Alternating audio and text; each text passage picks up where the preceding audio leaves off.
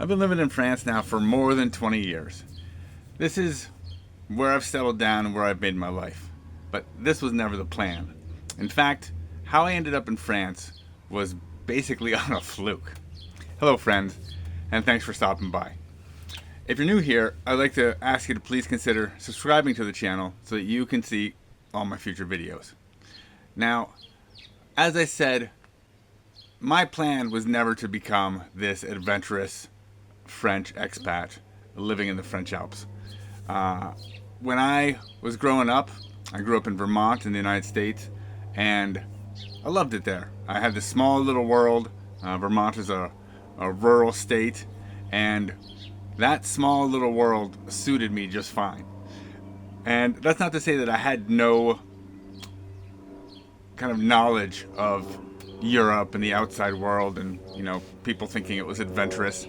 My older sister backpacked around Europe when she was like 20, so I was right at that age, like 17 or 18, where I could have easily kind of latched on to that idea of adventure. I did not. My other older sister lived in Germany for years. She was a military wife, and she lived in Europe. I never got over to visit her. Europe was really far away, I guess, at that point, and I wasn't something that crossed my mind as just doable, just like, hey, just bop over. I think my brother lived in Germany for a year or something. Basically, all my siblings went over to Europe, came back with all their trinkets and snacks and stories about their amazing adventures, and it did not faze me in the least. I was growing up in Vermont, hiking, fly fishing. Reminds me of this scene from A River Runs Through It with Brad Pitt, where his brother, Brad Pitt's older brother, has like gone off to the city and has made a name for himself, a career, and I think they're actually on the river fishing, because that's kind of how they talked to each other. And his brother says, you come to the city with me, and you can I don't know, have a better career or find everything you're looking for. And Brad Pitt, just in one of the first kind of like career defining moments, just looks into the camera all starry-eyed, and he says, "Brother, I'll never leave this place." That was my Brad Pitt impression. And that was basically how I felt about the mountains in Vermont. Is I'd found God's country. I was never going anywhere. Easy peasy. Let's leave it at that. And what happened next was just these like series of flukes. I basically failed out of, not community college, state college. I went for a year and a half, and then dropped out, went back to working in Mexican restaurants and making burritos and hiking and fly fishing and doing all the stuff I love to do, and was not all that concerned with my path going forward. After a couple of years, I got a graphic design degree. I got a job as a graphic designer in my town. There were like 4 jobs, and I got one of them. And then as I kind of settled into that, I'm 22 or something, and I've got this basically new career that's going beautifully. I mean, I got the degree, I've got the job, just, stay on the train tracks for 40 years and you're all set. But then something kind of started niggling at me. Started kind of niggling in the corner of my mind. Was this idea that I wasn't an idiot, and yet I was not a good student, and I dropped out of college. And I started to understand university not so much as, especially since I didn't need it as a trampoline to get a career, was basically just as getting an education, getting a certain level of education to kind of join that echelon of society, not professionally but intellectually. And that meant that when when you're reading a book, and or I think I was talking to one of my kids about this, and I actually brought up the example of Et Brutus, or Et Brutus, or whatever it is from the Shakespeare play on Caesar, when he's he's been double crossed by everybody, stabbed him, and then Brutus, his like closest friend, comes and stabs him, and Caesar's like, "You too, buddy? Damn! I expected it from these guys, but not from you." And as like a cultural reference, that was just one of the ones that popped into my head. And like 2 days later, it was on like a Looney Tunes or something. And I did that Leonardo DiCaprio meme. Ooh, ooh, ooh, ooh, there it is, there it is. And I said, that's what I'm talking about.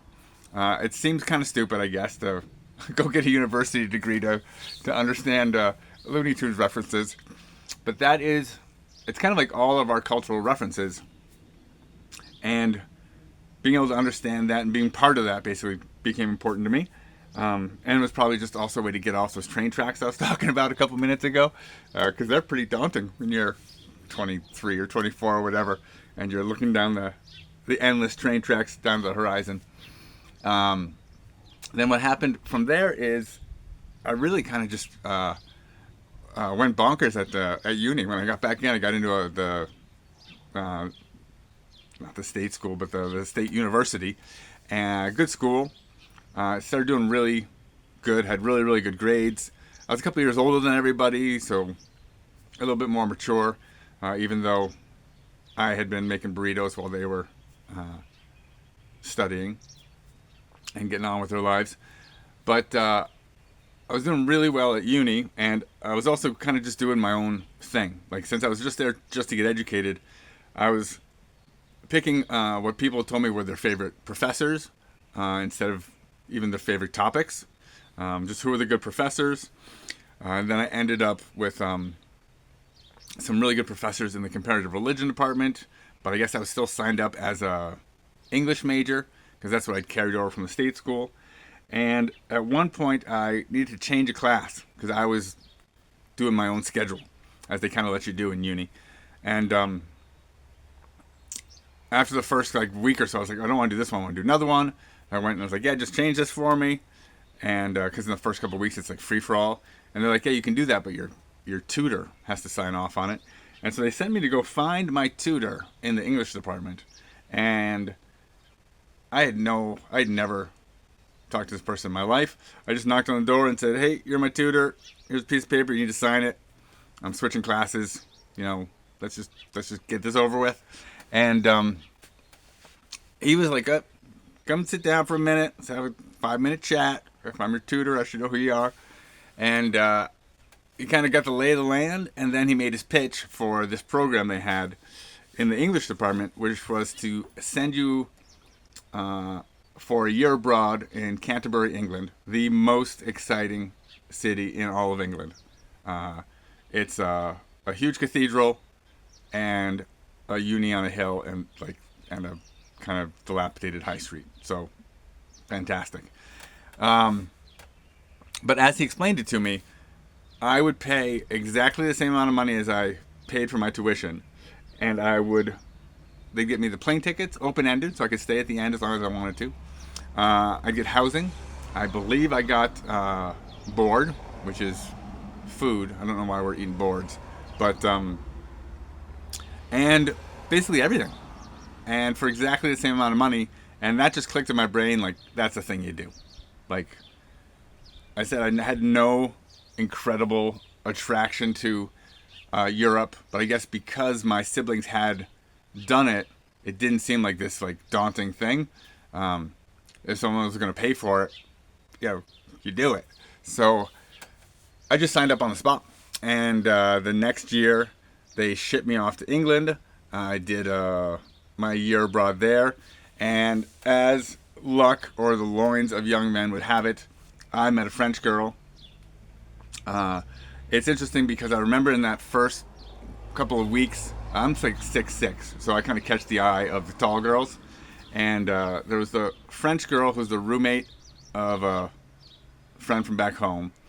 And then there was a Danish girl who also I had just seen. We were just, as we were walking around campus and stuff, there's a pub several pubs right on campus in England. We talked a little bit there, and it definitely felt like it could have gone either way. Ended up with a French girl. Went to Grenoble, France for Christmas with her family. and then kind of was shuttling back and forth. That was my last year at uni, so after that, I was a free man again. So I was kind of shuttling back and forth between America and tourist visas, basically just because of the French girl. And then after a couple of years of that, it became obvious that you can't just stay in France forever with a tourist visa, or you can't keep going back and forth every 3 months. And so we made the incredibly ill-fated decision to get married, which the marriage did not last long at all, but it did have the weird little side effect. Two things. The first one was that I got papers. I was good to go. I could stay in France. I could work, do whatever I needed to do. I was legal. The second one is not so much the marriage, but the relationship. The fact that it did take, 3 years or so to completely kind of fizzle or explode or whatever metaphor you want to use. More of imploding. But in that time, I had gotten very used to living in France and had come to really enjoy a lot of the things that had never really interested me that much from the States. That I hadn't experienced. I hadn't internalized it. And part of it was just the fact that everything's new all the time in some little way. I talk about, to explain it, I talk about the concept of platonic ideals, which I may have this wrong, but as I understand it, like if someone says cup and you have your eyes closed, you envision a certain kind of cup. And that's your platonic ideal. If it's a fork or, a t-shirt or something pops into your head. And if you think of that in terms of, living in America, there are so many things. I mean, a building is, probably a fairly recent construction with glass and steel. You walk around in Europe and they're mostly stone and hundreds of years old. And there's just so many little things like this. The toaster, instead of having 2 slots for Wonder Bread, it has 1 long slot for a slice of baguette. The refrigerator's a little bit different. A lot of things are smaller. The big expression over here that is that everything's bigger in America, and those like enormous double door fridges. I think they've started making their way over here, but that is not the common appliance that you would have. So just the fact that everything is a little bit different all the time, it would seem very destabilizing, but it's also kind of keeps you awake. It was something that I just kind of fell in love with, this fact that I was in this new experience. And it's really interesting having come from someone where I was like, I don't want anything new. I just want this forever. And then as soon as I got a taste for something like truly, like fundamentally different, I was like, oh yeah, you gotta do that. And the fact that I'd been there for, 3 years, my first instinct wasn't after the marriage blew up. I was kind of getting settled. I didn't have a great job, but I'd worked. I had a friend group there. I was able to find places to live pretty easily. And I kind of say that, like wherever you live or wherever you are, especially when you're young, your ideas of what's going to happen next are based on what's around you and what you're doing. And so that's just where I was. And at that point, it never really dawned on me to just, call the experiment and head back home.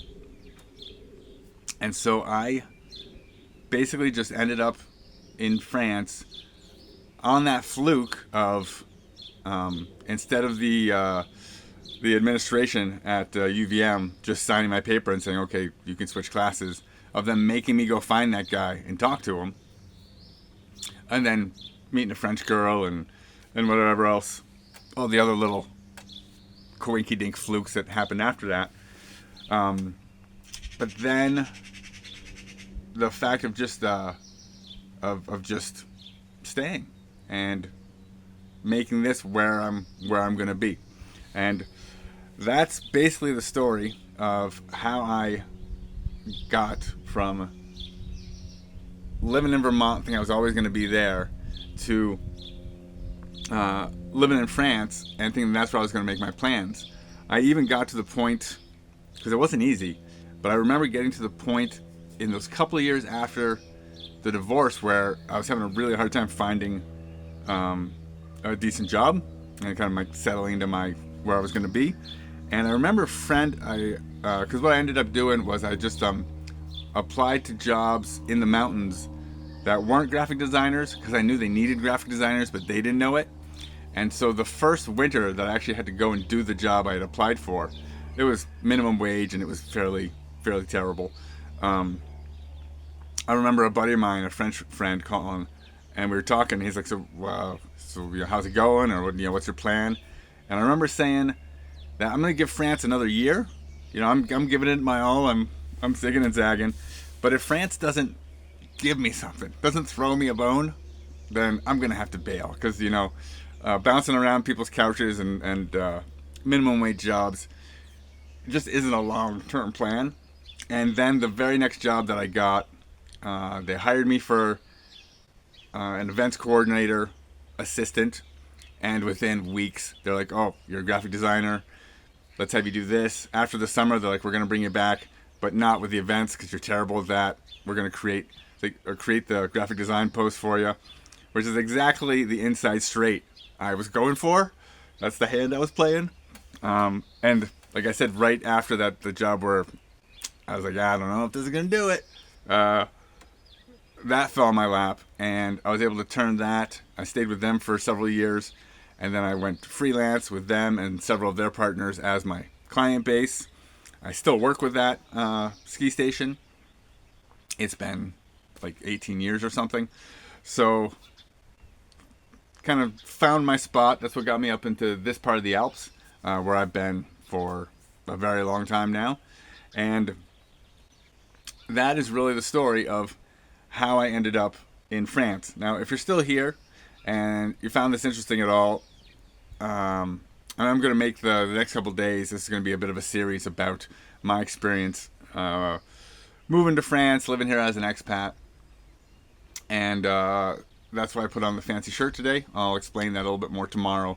But just so that you can see in the thumbnails that this is the French series, is where I'm looking super snazzy and sitting on my porch on a sunny day. Now, I've lived in France for like more than 20 years. And when I first got here, and even all the way through, there have been a lot of things that have surprised me about living in France and just French culture and society in general. Hello, friends, and thanks for stopping by. If you're new here, please consider subscribing to my channel. That way you'll get all my videos going forward. Now, as I was saying, when I got to France and was settling in, there were a lot of things that surprised me about just living over here. And the first one, I was going to do this one second, but this one actually was the first one that surprised me, was how much less formal it seemed socially. Where when I was meeting people, and like I was here with a girlfriend, and here, and then I would meet, her friends and other groups of people, and people would just very casually, like, stop by for a coffee. Like, stopping by for a coffee was considered, like there were no, reading between the lines or undertones. It was, like, just something, it's like, I'm just here for coffee. Like, obviously. You'll make me coffee, we'll talk for a few minutes, I'll leave. Easy peasy. There was the meeting for coffee was like socially very informal, where I felt like in America, like for one, if I had just invited a girl to stop for coffee, it would definitely have meant something. If I'd done that when I had a girlfriend, it would have been like a whole thing. That was just not the sense that I got early on. Maybe the group of friends that I was in was much more chill. And it wasn't like I was just inviting girls for coffee all the time. It was just very nonchalant. Like, really, just was not a big deal. And so that kind of social connection was actually, I felt, a lot easier than in America. And then almost the same for, like, cafe culture.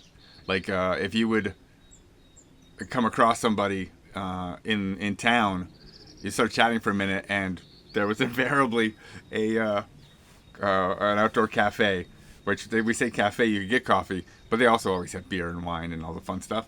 It's not a bar where you just are pounding shots, but you definitely sit out on the terrace and have a beer on a hot summer day.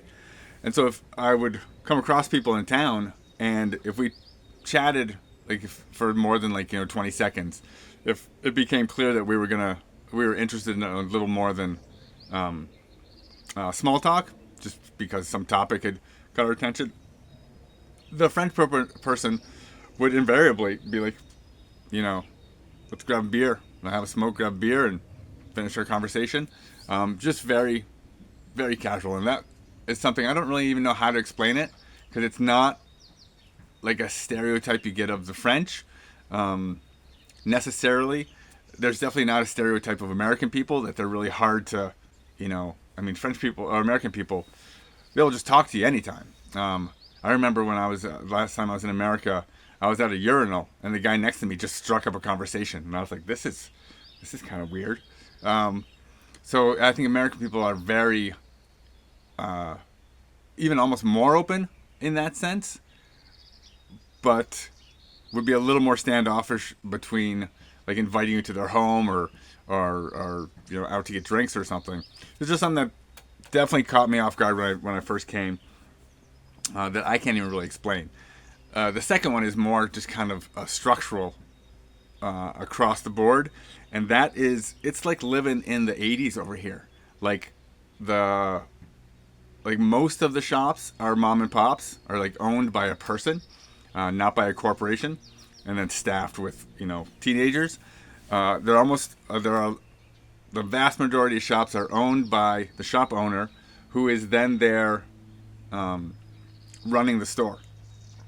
And because that's always been the dynamic, or that's been the majority dynamic in France for so long, they actually have laws in place where all commerces or all businesses, retail, service, that kind of stuff,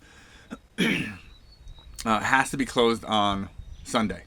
And that was basically just to ensure that the big boys couldn't, staff their stores on Sundays and kind of either push out the mom and pop shops or force those poor people to work 7 days a week.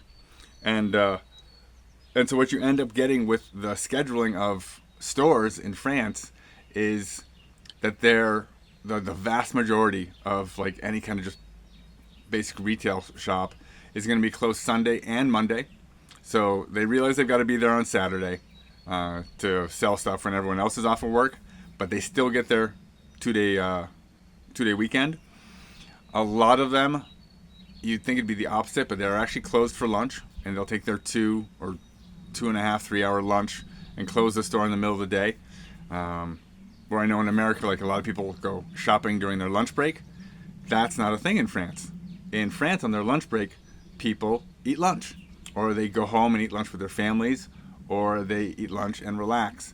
But it's much less of a thing to be like, well, I won't eat, or I'll grab a sandwich and then I'll get some shopping done. And so that is something that you have to get used to.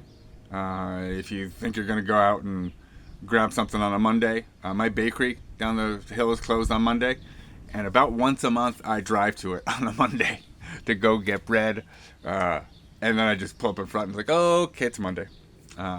Never really gets in there. And so yeah, you have to get used to that. The other thing is they almost all close at 7 p.m. So I remember back in the 80s, I believe it was right when supermarkets started doing that 24-hour thing. And I remember it because it was very odd, and my parents had to explain it to me. And I think the supermarkets had to explain it to the world. And they were just like, well, we've got people here stocking anyway, so we'll just be open. And I just realized when I was thinking about it for this video, that was probably a lie. It was probably purely commercial. But they had to come up with something that sounded reasonable, and not that we're going to make people work all night because we did the math. and will make money. Uh, so that's what I said. It was like here, living here is like America in the '80s when like stores closed at a reasonable hour and they were maybe closed on Sunday or I don't know. Um, but that's the big one. Even more important is restaurants serve meals at mealtime. So 12 to 1:32 is when the cook is there. And if you show up at 11 or 3, the place is probably still open serving drinks, but the cook is gone. He is not putting anything on for you. And so this habit I would sometimes get of, maybe waking up late and being off kilter with everybody else and you want to go get lunch at 3. Not going to happen. You can go to a bakery and get a pre-made sandwich. That's about it. And then the same thing in the evening, especially in a smaller town, you're eating from 7 to 9. You might not get seated if you show up at 9:30 because almost everybody is eating at that point, and it's a restaurant. They're looking to call it a night. So there is a lot of that, just logistics of how life works. And that takes a long time to get used to, definitely. And like I said, parts of it just haven't sunk in. I'll still be, looking for a meal at 3 o'clock or trying to go get my bread on a Monday afternoon. So those are the big ones. The last one, and I mentioned briefly yesterday that because I'm doing kind of a series here on my experience living in France, I wanted to have something so that you could see in the thumbnails that these are the French. This is the French series. So I thought I'd put on a snazzy shirt, and that is kind of a little homage to this last point. Is I think Americans, like especially if since a lot of the tourism from Americans goes to Paris. And I mean, and then you're in a big city. There's a lot of corporate. There's a lot of people, just city people, dressing good. I think as Americans, we often get the idea that, like the French, maybe the Italians, are much more better dressed. In fact, I've even seen little bits in a sitcom. I think it was Married with Children, or no, that wasn't that one. All in the Family, Modern Family, where the guy's walking around in Paris and they just talk to him in English immediately, even though he's trying to speak in French, and it's because of how he's dressed. And he's like, I'm dressed well, what? And then he goes and gets these fancy French clothes, and he's like super uncomfortable. He's like, I don't care, I don't want to do this. So there's definitely this conception, not necessarily a misconception, but we'll get to that French people are, across the board, very, very well dressed. Now, I would not phrase it quite that way. For me, it is certainly acceptable, especially where I live up in the mountains, but also people dress the nines off up here too, which I always thought was crazy. Dressed to the nines, as I should have said. But it's certainly acceptable for people to be dressed all different kinds of ways. See blue-collar people dressed to go into the blue-collar job. I don't know if you see, a lot of, moms in stretch pants quite as much. But it's not that it's like expected of you to dress really nice all the time. But what is nice over here is that it is not considered odd. Like, you can dress really, really nice, and people will, you might get a nod, but nobody's going to be like, what is this monkey suit? Like, and that's kind of interesting. I definitely had a period over here where I got some nicer clothes when I was making enough money to get some nicer clothes, and I'd gotten a suit for a friend's wedding, and then I kind of got used to that, or I kind of, wore the blazer a little bit, and then I was like, well, this is a suit blazer, and I got myself just another blazer, and I'd start going out for date night, with a shirt and a blazer, and got some really nice leather shoes and leather belt and watch, and And it's appreciated in France, but it's not expected. But most importantly, it's not considered like you're showing off or you're trying to show off that you're, wealthy or you have some great job. Um, it's just another option. It's just, going for it and putting on your Sunday best any day of the week. And that was really the time in my life where I got comfortable in nice clothes, where it didn't feel like I was dressing up. And it was just like, yeah, this is just how I dress. At least Monday to Friday, I would dress, as nice as I could to go into the office. And at that point, it was my office, and there were 2 or 3 of us. But it was just the pride of being able to do it, and then also it's just another fun thing to kind of play around with. So that's my list of the big things that surprised me when I moved to France, living in France, and experiencing their culture and society. Tomorrow I've got another interesting thing that a lot of people think about the French that I dealt with, but that I now understand a little bit differently that I'm going to get into. Now I know that French people, especially Parisians, people from Paris, get a rap as being incredibly rude. That is our kind of big stereotype of French people. And today I'm going to tell you about why French people aren't actually that rude if you kind of understand their culture and what's going on. Hello friends, and thanks for stopping by. If you're new here, please consider subscribing to the channel. That way you'll get all my future videos. Now, French people aren't as rude as they kind of seem to mostly tourists. And I'm going to explain the big reason why that is and kind of explain to you how an important part of French culture that doesn't fit with American culture kind of sets up this conflict that Americans don't even know they're walking into because they don't understand this part of French culture. And the biggest part of it, and because a lot of what we're talking about is American tourists going into French businesses and the shopkeepers or the waiters or the people that they're dealing with treating them very rudely. Maybe not giving them the attention that they are giving the other people, the French people, or not talking as kindly as they are to the French people around them. And the key to this is what I talked about yesterday, is the big difference with French shops and restaurants and cafes is that they are owned by a person who works there. And especially like a French shop will be owned by one person or maybe a couple. And then those are the people that run the shop pretty much every hour that it's open. So like I said yesterday, they're almost always closed Sunday and Monday, so they get their real weekend. And then they work these very long hours. They do the morning shift. They often take off for lunch because French people are not as enamored with the idea, or it actually doesn't even cross their mind to go shopping on their lunch break. Their lunch break per French food culture is for eating and having an actual meal, often with their family. Like French kids, no French kids bring a lunch to school.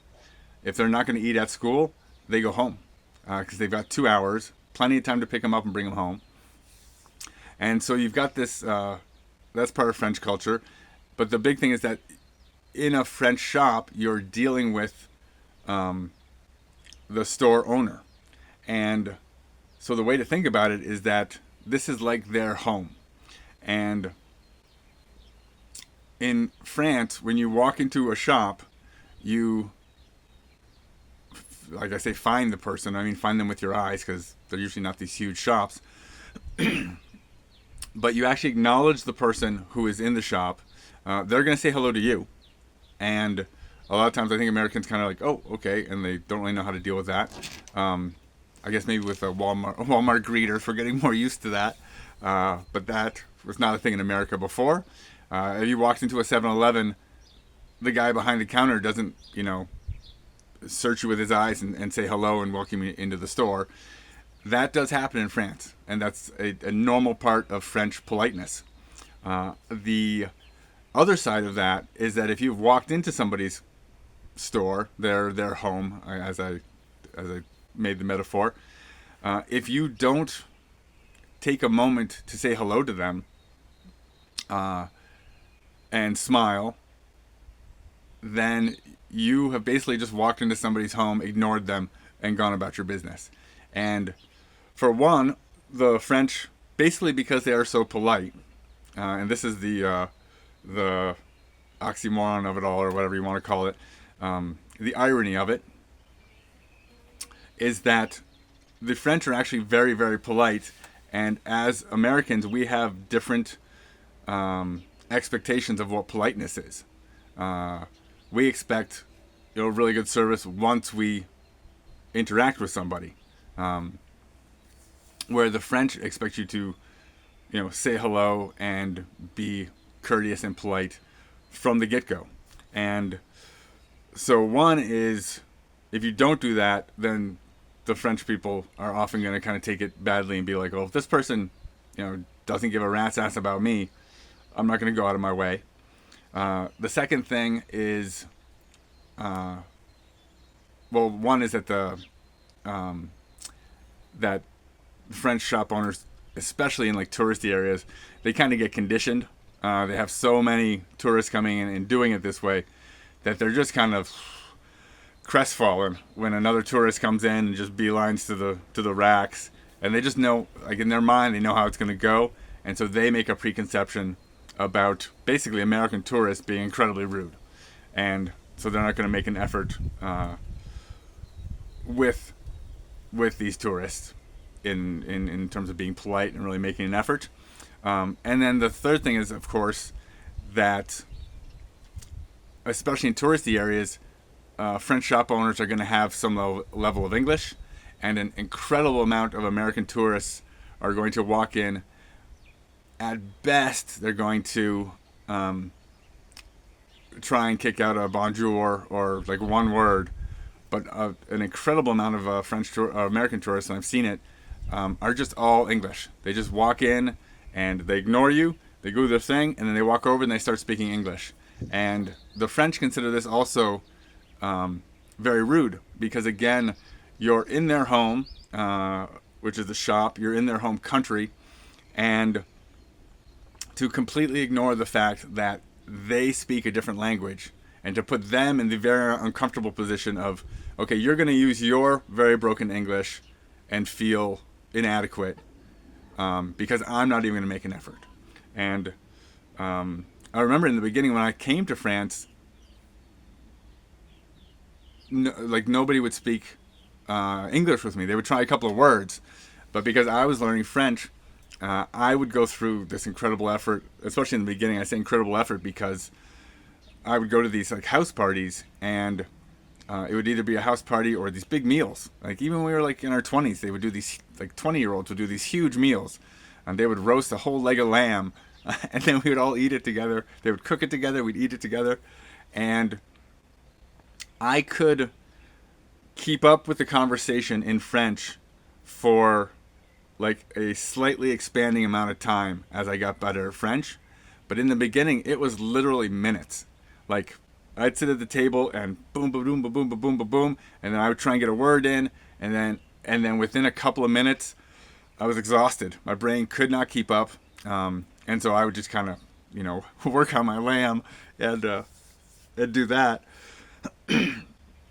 But there wasn't a huge, like the whole table didn't switch to English because I was there. They did their thing, and then I made my effort to join them. And I remember being very surprised and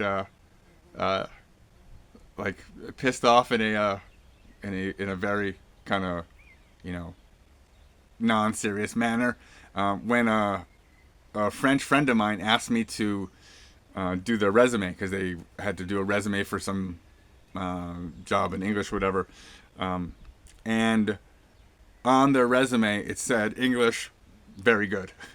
And I was like, so you're gonna tell an employer that you're fluent in English, but I had to struggle my ass off to just have any conversation. And it was the same thing with my girlfriend's father. The first time I met him, he was a doctor, and spoke pretty good English, but he felt really embarrassed speaking, not being able to speak correctly, and so he didn't, especially in the beginning. Um, they would say a couple of words sometimes, like "Do you want more?" at dinner, but other than that, I was expected to carry the weight because I was the one in France and I was learning, and so that's the last thing where if you've got Americans, coming into your house, not trying to speak your language, not saying hello, you're pretty quickly going to put the French into a situation where they think you're incredibly rude and they're going to respond in kind. And you get a lot of that. You can get the same thing. We were talking about shop owners where it's their home. Waiters, especially like in Parisian cafes and restaurants, it's not considered a crap job for teenagers. You have career waiters, and so they also expect some normal level of respect, and that is something that I think Americans that we really don't do on purpose, but it's really baked into the culture where those really like low level minimum wage jobs are not respected. I think of the waitresses, like they come in and their rhythm, and they're gonna be super friendly, whether or not you give that back.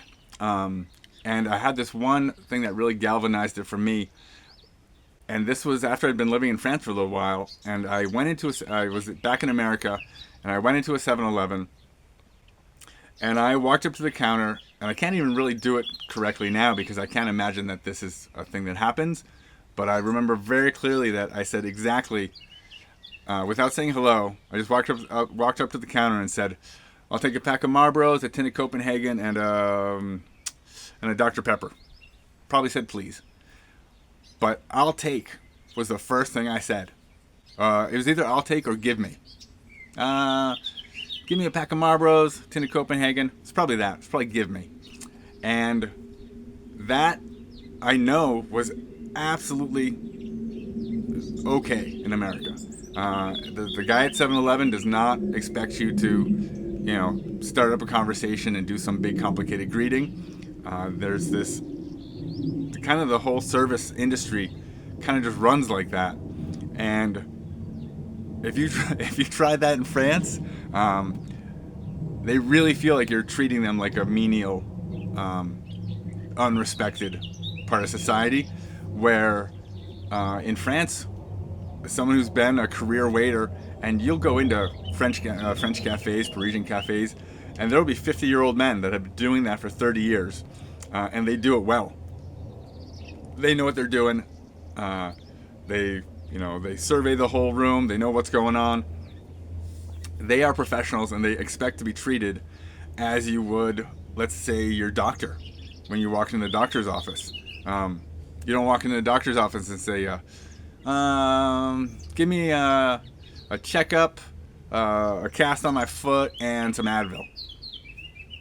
It's a different level of respect, and I think that, like I said, there's no malice intended from Americans, but there is just this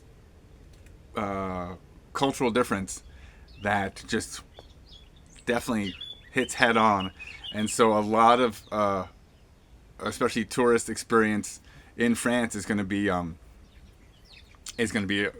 like a lot of indifference and impoliteness, and there's not much. I mean, I've never lived it as a complete French person. I'm not going to say that when I go in and speak in French that they're immediately like super super friendly, but there is a level of politeness that's held up.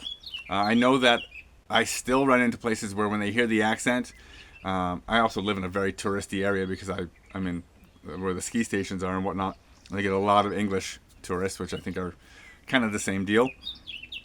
I don't know about that. If I'm wrong, tell me in the comments. But because I've gotten the same kind of reception in the ski areas that don't see many Americans at all, but see a lot of English, it makes me think that there's a little bit of that as well.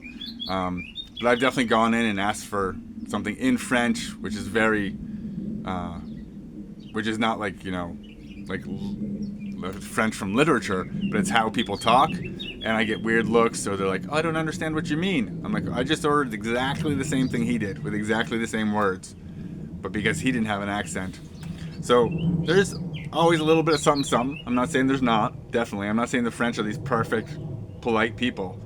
I'm just saying that they're, your normal flawed people, but with a different set of like politeness standards, I guess. And that is where I think a lot of the friction comes in, and where the French have gotten this stereotype of being very rude, and conversely, where the Americans have also gotten a stereotype of being very loud and very rude. So that's how that works. Take it for what you will. Obviously, if you're going to be visiting France, catching that rhythm of saying hello when you go in, trying to use a little bit of French, it'll probably help. I've lived in France for more than 20 years, and while I did eventually find gainful employment and I make a halfway decent living by French standards, it was not nearly as easy as I would have hoped it would have been. Hello friends, and thanks for stopping by. If you're new to the channel, please consider subscribing. That way you'll get all my videos going forward. As I was saying, I've lived here for a long time, and I have found work, or more precisely, I had to start a company to have kind of gainful employment to make a living. And that's because finding a job, a decent long-term job in France, was definitely a lot harder than I expected. And I'm going to talk about that a little bit today. Why I think it was harder, and then how I kind of navigated that terrain and ended up actually making a living. And it took a long time. I think it was like right before I turned 50 that I was able to get the loan and put the down payment on this house. But it did all work out, and that is despite the fact that in the beginning, finding work in a completely different economic system than the one that we came up in and the one that we trained for is a lot harder than I had expected. So the first part of that is when I first came from the States, I didn't see it was just very disorienting. I didn't apply for minimum wage jobs like in retail or whatnot, and I'm guessing that was probably an option. When I first came over, I did the route that a lot of Anglophones are going to do, or at least that they could do before AI chatbots probably took this one over, which was I gave English lessons. And at that point, I was living in Bordeaux, and the birds are super loud today. I was living in Bordeaux, and I found several different ways to give English lessons. So one of them was this little company where I was doing conversational one-on-one lessons in businesses. So I would go to someone's workplace. It was usually executives, and they would have an hour sit down with me scheduled into their day, because them learning English was considered, a good thing for them. Their company paid for it, so it's kind of a win-win for everybody. I remember a weird thing about this one. Well, for one, I was not teaching them anything. I wasn't going in with a workbook. I was going in with an American magazine, and we would just talk about an article, and I'd be like, yeah, next week read this one, and we'll talk about that. But the crazy thing is, I remember up until probably 10 years ago, and probably even today for high-level executives, people totally smoked in their office. So I would go in, and we weren't drinking bourbon in the middle of the day, but we were smoking cigarettes and speaking English. And that was one of the jobs. The other one was I was, I think called a vacataire at the university. So there was the head of the English department, and she was teaching English to French university students. And I would do one of the classes a week would just be me having conversations with the kids, basically the same thing. What was hilarious about that one is that the head of the English department, my boss, had a very shit level of English, a terrible accent, would ask me, how to say different, like not even how to say different words, but just what words, like just different words of vocabulary. Um, and But because it was a French university, they wanted a French person in that job for some reason. So they took the French person with the best English they found. She'd probably pass some French exam on paper, but she was terrible. And so I would go in and because I was new to Bordeaux, to the city, I would do a topic every week, and I'd be like, this week's topic is what is the best place to go out, like on the weekends. Do you know any like little known bars, or what's your favorite spot to go? And I'd be taking notes. I'm like, well, all right. And then I think I actually even ended up going out and drinking with the students. And then the third thing I had, there was a Bordeaux American library, like an American library in Bordeaux for some reason. There was this little nonprofit that ran it, and it was all these like bourgeois, like old school French bougie people that had this like attachment to America from like the 40s, like back when, or like in the 50s. I think America was like obviously had this very different place in French society because it was post-war and with everything that had happened in World War II. And so there was this little society, and then they had a post where somebody would go and do the same thing, just conversational classes, but with these like bougie Bordeaux socialites. And so I had all three of those jobs when I first came in, and I was qualified for them only because I was a native English speaker.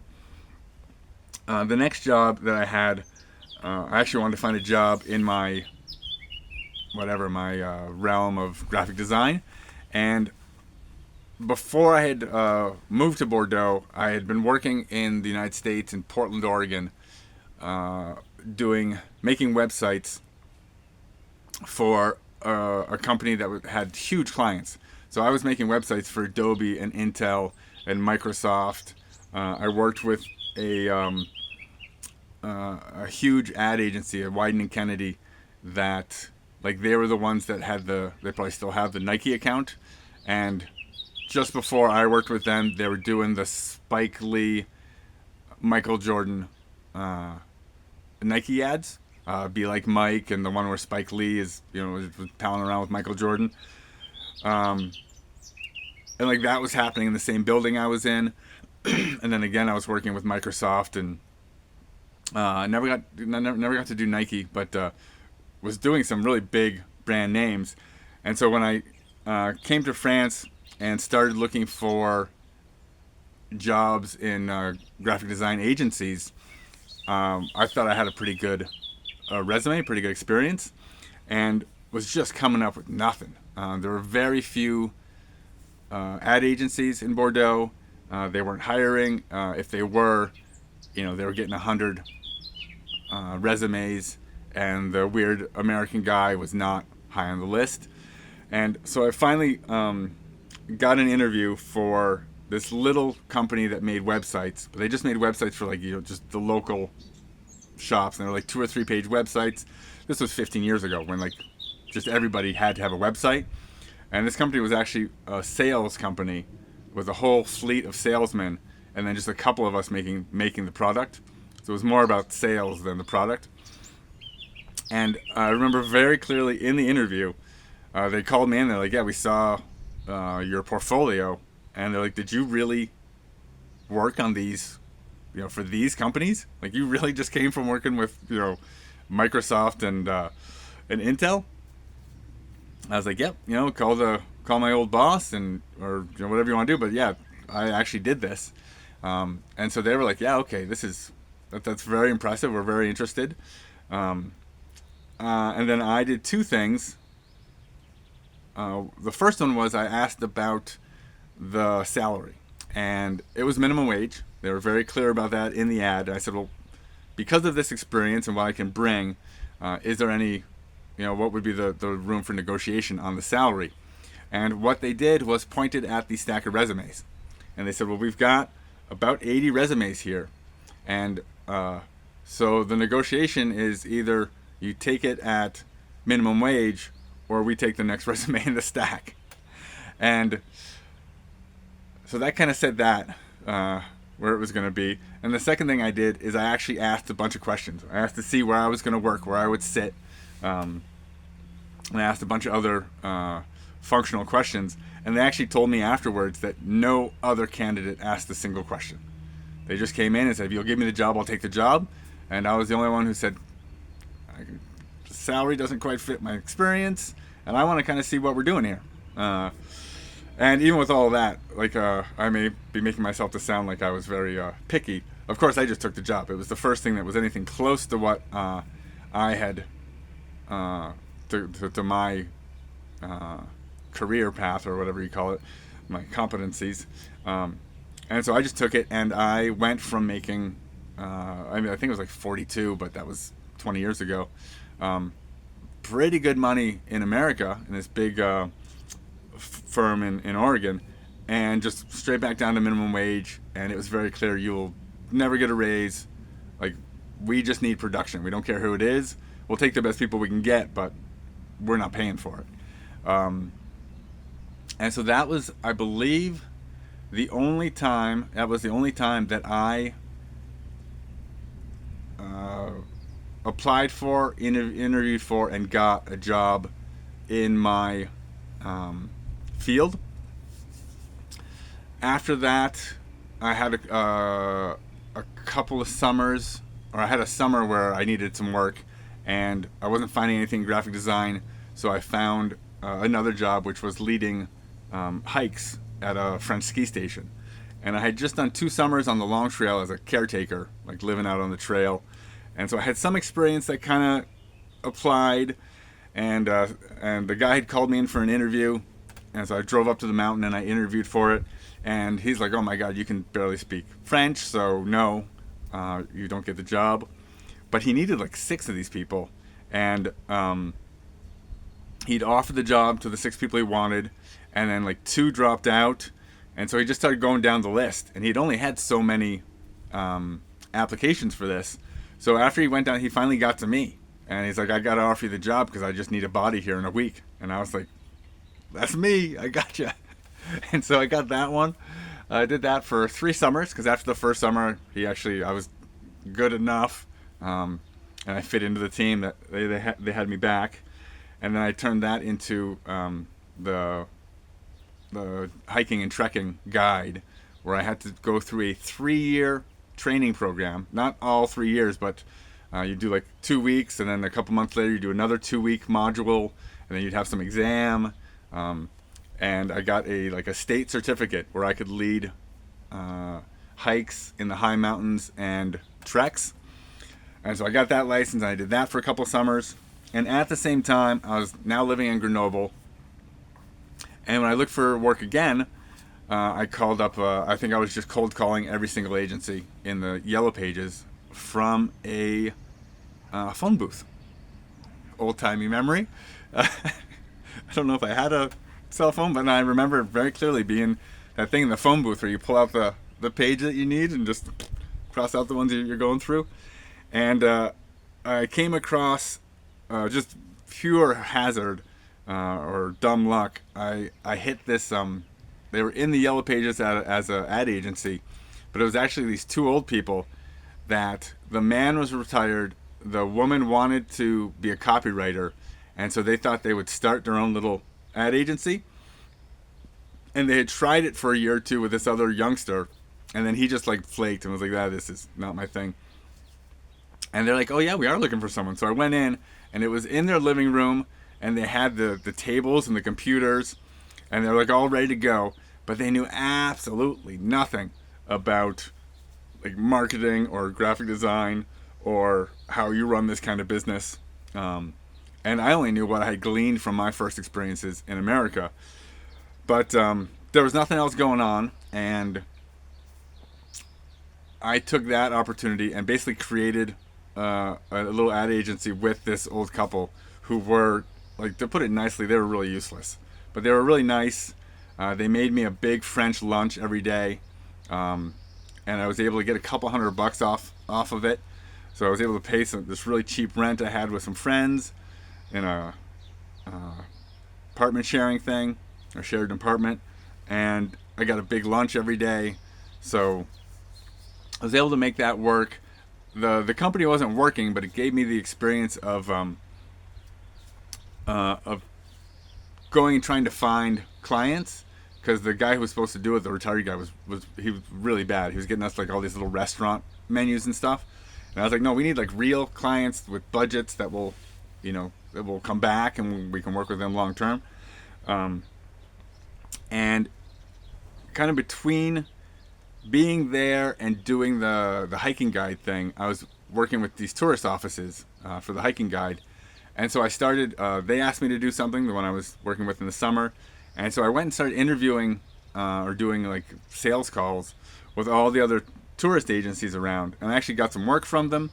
But the big thing that I saw was that they all did a lot of graphic design. They made a lot of like brochures and flyers or whatever.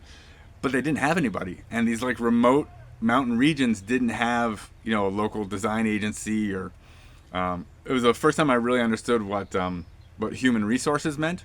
Like, they lacked the human resource of competent graphic designers in these mountain communities. And so that's where I got the idea once that little agency died, because it just wasn't working with the team we had in place. It wasn't dynamic enough.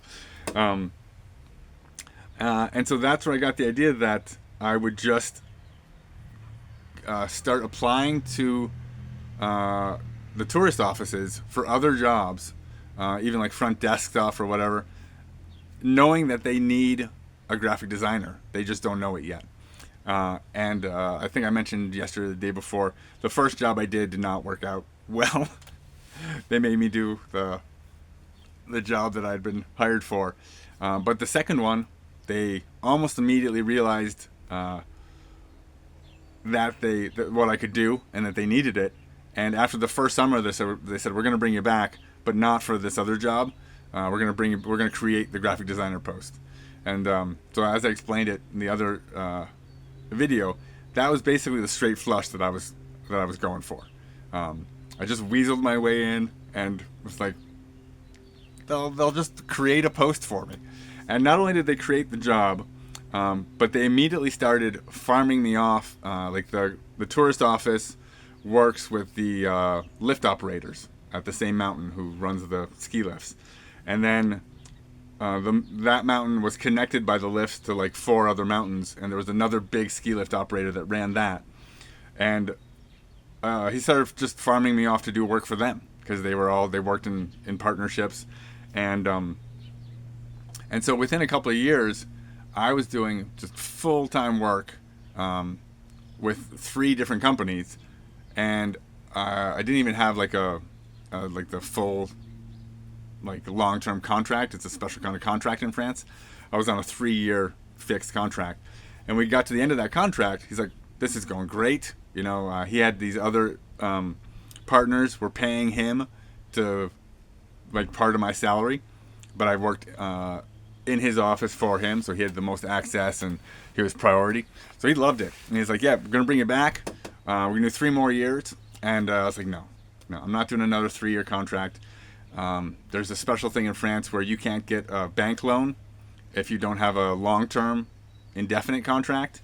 If you have a fixed contract, the bank is like, "Well, in 3 years you don't have a job, so we're not going to give you a loan," which doesn't make any sense, but it's a whole different thing.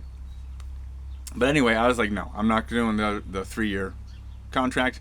You can either create a post for me, full-time, indefinite contract, where I can do what I'm doing for you and a lot more, or I'll go freelance, and it'll cost you about the same. I'll do the same work, but I'll be doing it as a freelancer, as my own company." And my boss at the time, he hesitated for about a half a second and said, "Yeah, we'll do that." And so from one day to the next, I had a I want to say my own company. I was basically a freelancer, but it was something that was starting to look. I mean, I had to put my own company structure um, administratively into place. So I had a company, and I had three big clients that were recurring. They just came back. I'd been doing it for years, and we just kept doing that. And I still have two of them to this day. My biggest clients, they just send me work constantly. Their teams change, and the new person, they just say, yeah, just send the work to him, and he does it, and it's fine. And so that's how I actually was able to create my company, but not at all in the like normal way of like, you know, just send in a resume and get a job. That basically did not work for me, and because it was so complicated, that's why I ended up, for one, having to like kind of lie my way or sneak my way into these jobs, and then ended up even after that, even once I'd gotten in and had shown them like beyond a doubt that I was a good fit, I was doing work that needed to be done. They still was not something they were going to create a job post for. And so in the end, I actually was forced to create my own company. That's where I'm at today. I've had that company for like 15 years or something. I have an employee now, sometimes two. The second one is usually freelance. But and it's even something I'd mentioned, I think last week, was after COVID, it kind of slowed down. I took a step back to renovate this house, and I've actually moved into a lot more administrative and less day-to-day production, and it's still rolling. So I don't know how much further how much longer it's gonna go, what I'll do next if this doesn't work, but I kind of, you know, figured out a way last time with a little bit of audacity and daring, and probably dumb luck and stupidity. So hopefully I'll be able to do that again if need be. But now I am a French citizen and have been paying into the French system. So if I can make it to retirement, then I will have kind of closed the circle, as we say, in terms of getting myself employed or at least making a living over here in France. But yeah, it was harder than I expected. I've been living in France for more than 20 years, and one of the things people always ask me about first is the free French healthcare system. Hello, friends. Thanks for stopping by. If you're new here, please consider subscribing. That way you'll get access to all my videos as soon as they come out. As I was saying, oh, we got bees. Living in France, the thing people ask me about the most often, I think, is the French healthcare system, which is kind of famous for being free, and then, depending on who you ask, people will say, you know, it's slower or it's not as good, or, you know, there's got to be some bad part to it, and all I can tell you is my experience with it, and I've had a couple of interesting experiences. I remember early on when I lived in France, and I went to the doctor, as we do after you've had a cold for like 6 days, and it just won't go away. But that's just because it's basically done. It's going to go away tomorrow, but you just get impatient and you go see the doctor. And the doctor, I remember, basically prescribed like hot tea and rest and like not medicine, which I'd never heard before. To have a doctor just say, well, just drink some hot tea, it's good for your throat with some honey in there, like basically like grandma remedies. Now obviously you don't want that for brain cancer, but when you go in for a cold because you're too impatient to just wait it out, I mean, what's the doctor supposed to do, you know? And actually giving you some comfort medicine, I thought was really interesting and just surprising. But that's like a smaller example. The big question people have is it really free? And like, for the most part, like, it is really, really close. There are some things where you will have a small copay, but when I say small, you know, a doctor's visit is $25 and your copay may be $3.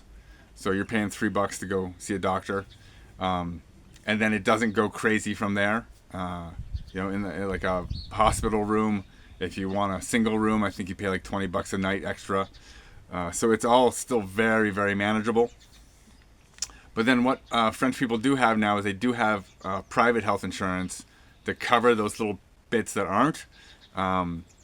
And so I think I pay like $30 a month, and that way any little copays that are flying around. Same thing for medicines. Sometimes you'll have a little copay on a medicine. Most of the time, if it's prescribed, it's 100% free.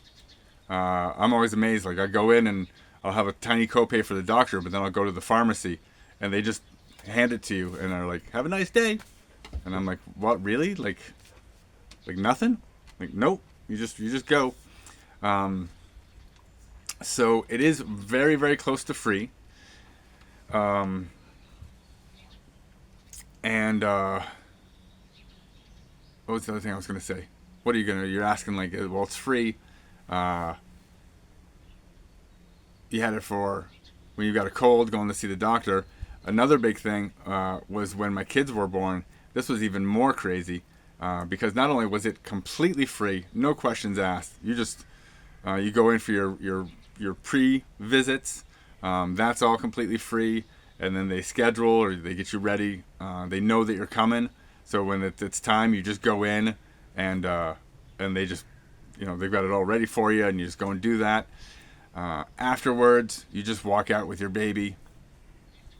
Everything is absolutely free. They give you stuff, like little bottles and whatever else, diapers and whatever they can give you. And then what I thought was crazy is, like a couple of days after I think the day we got home, we got a call from a midwife, and she said that we had several free visits for her to basically teach us how to take care of our newborn because we were new parents and we didn't know how, ostensibly. And these were in-calls. Like these were visits where she would come to us and come to the house, and then like we'd do the baby's bath, and she would go over like changing the diapers. You want to do it this way and that way, and so that was like really kind of above and beyond what I had expected. Same thing when I went in from the hospital. They gave me a whole list of things to get, and I just went into the pharmacy, and they're like, "Here's this and this and this and this and this. Have a good day." Like, it's very close to free, and you really get the sense that, like for all the basic things, the government has it covered. Like, it's not anything particularly fancy. Definitely the hospital was very nice. The staff was very competent, but they're just there to get it done, and they just kind of get the job done. I broke my arm a little while ago and had the same thing. I went into the emergency room, didn't pay a cent. They sent me to a hand specialist, didn't pay a penny. I think I ended up paying for a scanner by accident because the hand doctor sent me to go get it and he didn't give me a prescription. And so they're like, "Oh, that'll be $30." And I was like, "Oh, okay." $30 for, and it was like a mini MRI. I put my arm in there and this thing was going boop, boop, boop, boop, boop, boop, boop, boop, boop, boop. And then when I saw the images, there was like 40 images that it had taken from every angle. That was $30. So that's the big thing, is it is free, but the costs are also really well controlled, because since the French government is paying for absolutely everything, they dictate what they'll pay for absolutely every procedure. So it's not like in America where if you go in and you say, "Well, I'm going to have a baby today. Can you tell me how much that'll be?" And they just go, "We'll see. We'll write stuff down as it happens." And then, and then you'll get some huge exorbitant bill at the end. Every procedure in France has a fixed price because that's the price the government will pay for it. And so it's all determined, like how much if there is a copay or what that'll be. So that's an interesting part of it. What I noticed, especially this last time, getting my broken arm fixed, was that it seems the healthcare, the care itself, it does seem rather hurried. Like that's the one, I guess I would say downside. Like you don't feel like you're gonna sit with your doctor and like talk for 20 minutes, or they're gonna spend a lot of extra time. They definitely like they know what they like need to do in the time allotted, depending on what you've come in for. But because they get paid so little, healthcare professionals, the doctor was this way, obviously, because I think they make 25 or $30 a visit. The hand specialist was the same. Even the guy that made my like splint thing, whatever, wasn't quite a cast. It was a thing to hold the arm. They work fast. They don't waste a lot of time because they are getting paid per visit. And I know doctor's visits with your general doctor used to be half an hour, and then about 15 years ago they went down. A lot of doctors made them 20 minutes, and just recently I've seen that they're all now 15, and it's 15 hard limit. I went in with my dad last year, and we had a whole bunch of paperwork to do to try and get him into a home over here. And at the end of 15 minutes, she was just like, "Time's up." Just like the psychiatrist. That's the end of our time for today. We'll see you next week. And so I would I made several visits to go in and get that all done. So the care is hurried in that sense, but that's really just because everything is so cheap, and that means that the time of medical professionals is not valued economically. It's not expensive. They can make a lot of money because it is still, if it's $25 and they get 4 visits in, they're making $100 an hour. So that's pretty good. But you don't have general practitioners making $250 an hour. They just cannot see that many people. It's just a math thing. And that's another part of French society where it is more flat. There aren't in a lot of areas there aren't these huge differences between somebody at minimum wage and somebody in a higher paying job where they're making 40 or 50 times the other person. They make more. Doctors over here definitely make good money, and then you get everything that goes along with it. Is the banks like you more? So if you need credit, you can get credit, and whatever, all the rest of it. But it is a flatter society, and part of that is because the government controls so much, and the government controls how much a lot of people are paid. Even for some of the other things, like for lawyers, a lot of people have you've got some basic right to representation where the government pays for it, and so again, that kind of depends, or that kind of dictates how much the people are going to make. So overall, I mean, the French healthcare system, I guess I didn't really address the most important thing, is the care is very, very good. But more importantly than really good care from time to time is the fact that you get good care when you need it every step along the way. Like I said, for my arm, it was from the emergency room to the hand doctor to the guy who did the splint. Now I'm in physical therapy. It's all free. And the care is just, it's what you need to get you back on your feet. For the birth of my children, everything was covered. There were no headaches. There was no stress or worrying. We just got into the system, and they were going to deliver our babies and then make sure we knew how to take care of them. So it is a really impressive healthcare system in that sense. I am so far removed from my experiences in the American healthcare system. The only experience that I have is when I was visiting last 2 years ago. My youngest ate way too many hamburgers and he started puking, and then he was still puking the next day, and so I was starting to get worried, and I was trying to figure out how do I see a doctor in America, and between trying to find, I guess it was an urgent care place, and I think it was going to be around $200 for the visit, and then trying to contact my insurance because my travel insurance wouldn't cover a doctor's visit unless I had asked them first if I could do it. So the difference was, over there I spent just hours trying to find a place, see if it could be covered. It wasn't really going to be, probably, or we were going to have to send paperwork back and forth. And then my kid basically was just fine, and so we didn't go.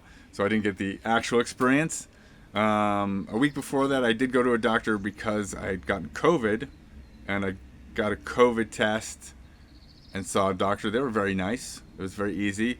I think we paid that one out of pocket. It was like $100 something. So if you want to pay a couple $100 out of pocket, it's fairly easy. But other than that, I don't have a ton of experience. I definitely don't have an experience of, having a health insurance plan, knowing how much that costs, and factoring that into my my salary and whatnot, and then dealing with every medical professional with that private health insurance plan. I just have my state health insurance card, and I got a little card for my private insurance that covers the $3 that aren't covered. But I just go in and I give them both of those things, and then they say thank you very much, and that's it. So that's my experience with the French healthcare system. For what it's worth, it's just something a lot of people have asked about. I thought I'd get into it for you today and answer some of those questions. I have lived in France for more than 20 years, and in a weird way, with French culture and society being like 10 or 20 years behind American culture in a lot of things, living in France kind of feels like living in America in the 80s and 90s. Hello friends, thanks for stopping by. If you're new here, please consider subscribing to the channel. That way you'll get all my new videos as soon as they come out. I was talking about how living in France in this kind of eerie way, or kind of funny way, kind of feels like living in America in like the 90s, like basically my childhood.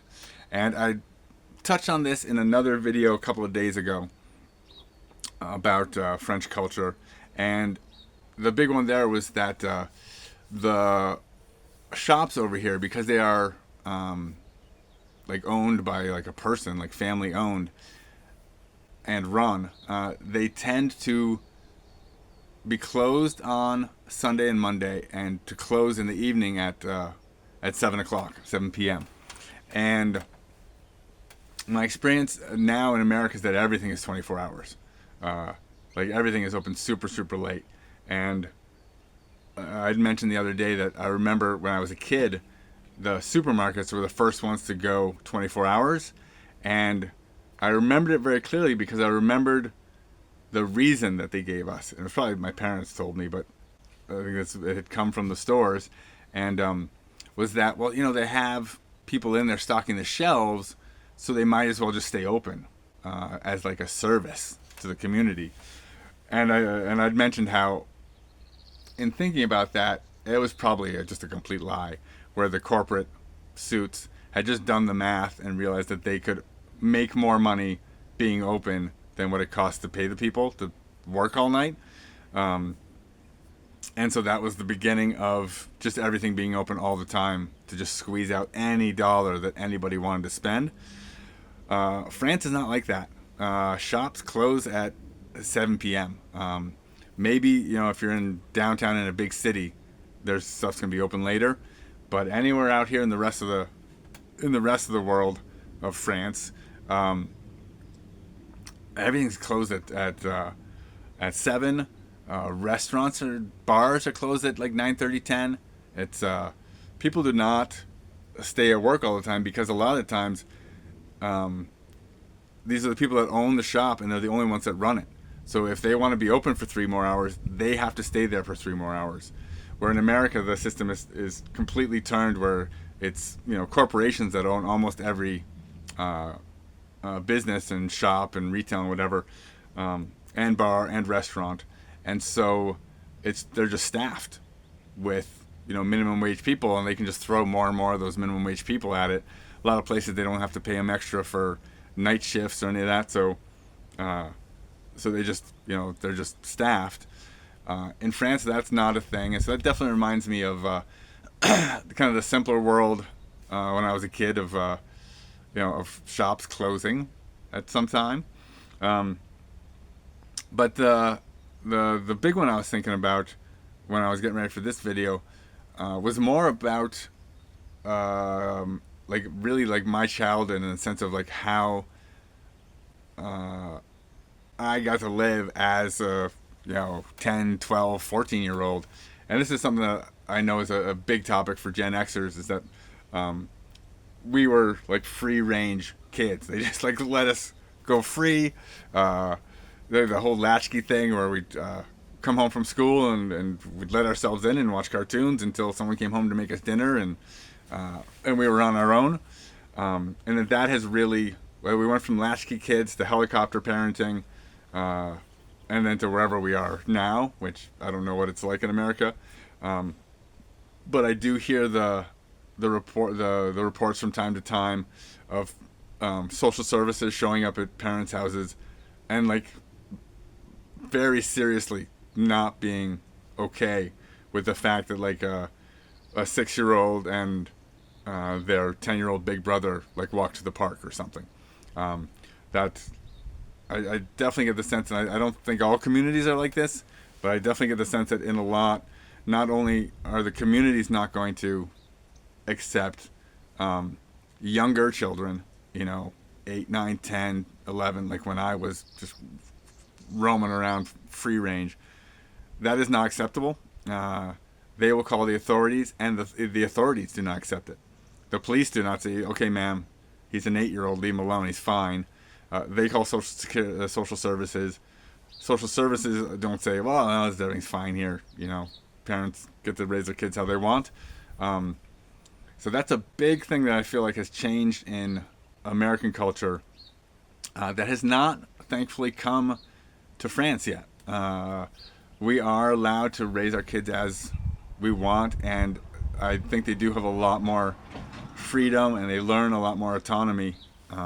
It's certainly not anywhere near like as free range as when I was a kid. It's weird how, even though I was raised that way, I am kind of incapable of letting go to that degree, of just leave, just go out, find friends, do something, and then come back when the sun goes down. I can't quite take it to that extreme, but they definitely do have a lot more freedom from me. But I think the biggest thing is that it's their freedom isn't limited by the society around us. It's limited by their parents. Like whatever my limit is the limit. Instead of parents that are more comfortable having to worry about what the neighbors are going to say, if they're going to call the cops, what the cops are going to say, what social services are going to say.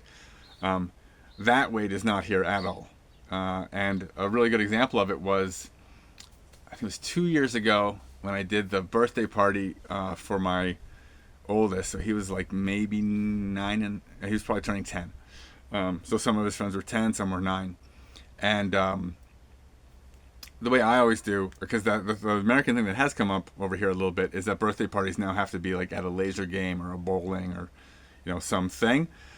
And I told my kids early on, like, I'm not doing that. You want to have a birthday party, I will make a cake. Everyone can come over here. We've got a yard. We'll do games, no problem. And so that's what I did for his 10th birthday.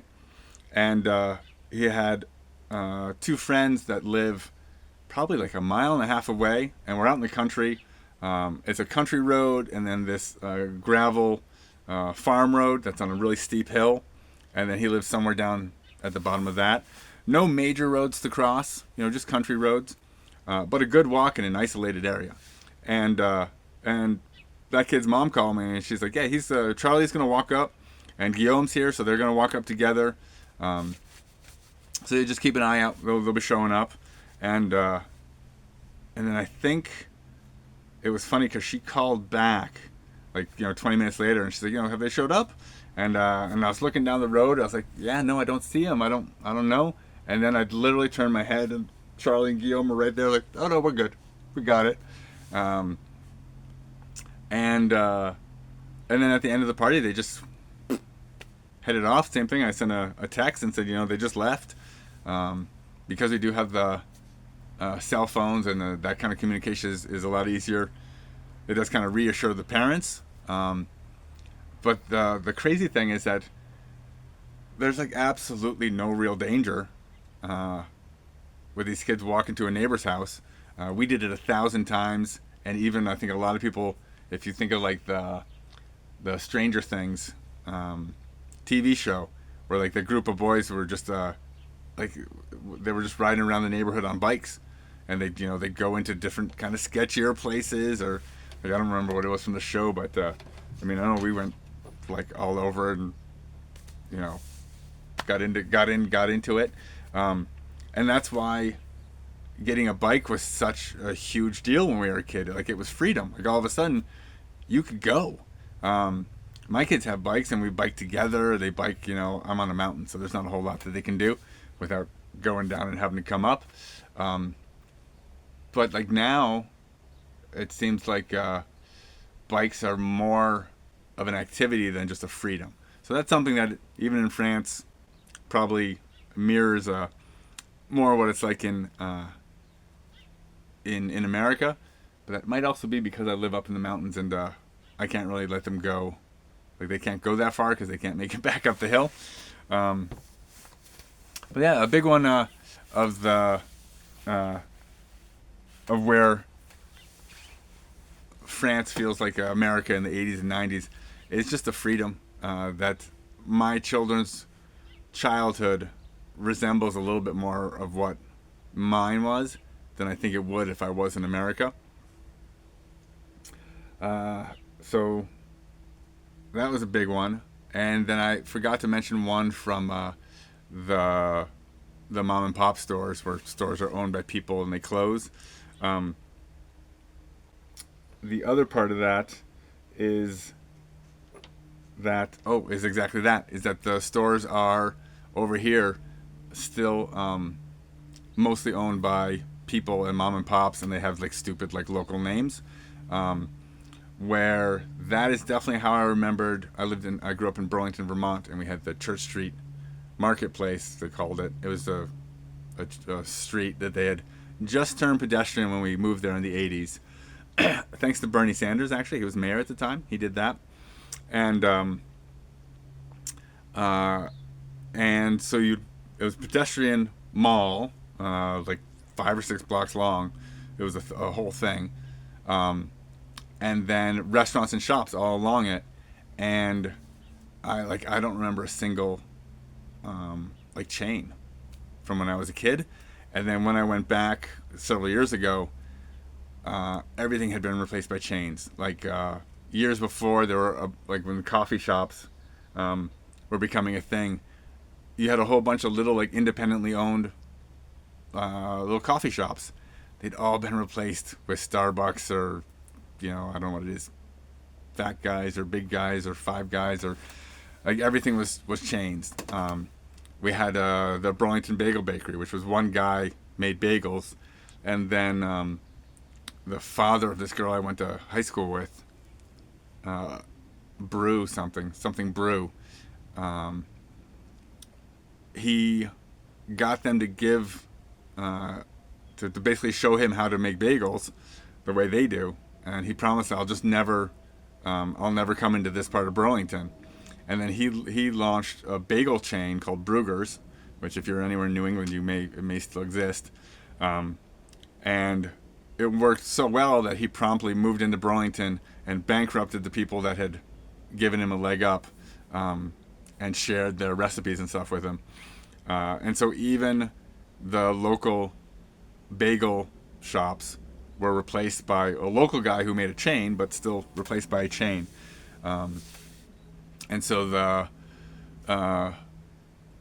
like my downtown where I grew up used to be mom and pop shops and turned completely into chains. Over here, the chains are like out in the strip malls, out in their own section. They have not completely taken over the downtowns. And so that's another thing where, things don't feel so commercial over here. And that reminds me of the 80s and 90s. The rhythm is a little bit slower. Like you don't go the stores close and they close on the weekends. And that reminds me of my childhood. And then obviously just the freedom that I had to run around and be crazy. Reminds me more of the freedom that at least parents can give to their children over here. So that's a lot of the ways that living in France kind of feels like living in the United States in the 80s and 90s, for what it's worth. I've been living in France for more than 20 years. And something I can tell you is that French food culture is just different. As much as you think, but not necessarily in the ways that you think. Hello friends, and thanks for stopping by. If you're new here, please do consider subscribing to the channel so you'll get all my new videos as they come out. Now, French food culture is, I think, seen by people all over the world as being this incredibly fancy, special thing.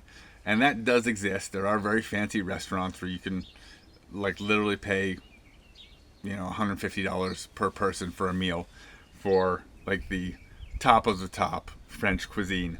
But that's not really the heart of French food culture as a lived experience day by day in and day out. And that's what I'm going to talk about today, is what the big differences in French food culture really are, is not so much the fanciest of the fancy, but it's in the day-to-day way that you approach meals as a French person, or that I approach meals now living in French society. And the biggest part of it is just the appreciation of food in general, and that definitely gets to the food, that people like good food, but at the heart of that is really the importance of mealtime and sitting down and actually having a meal with your family. I've mentioned in other videos that in France the lunch break for schools, for businesses, is 2 hours. It's from noon until 2 o'clock. And an awful lot of people go home and actually cook a meal that they then eat with whatever family members they can muster. I had mentioned that there is no French children that have a lunchbox and bring their lunch to school. If a French kid is not going to eat in the canteen, then their parents are going to pick them up and they're going to eat at home.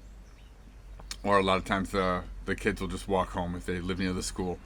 And you've got time for that because their lunch break at school is 2 hours between lunch and then a recess and then maybe another recess. I don't know how they do it. But they've got 2 hours where you have every right in the world to go and pick up your kid any day that you want to, or every day of the week, and bring them home for a French meal.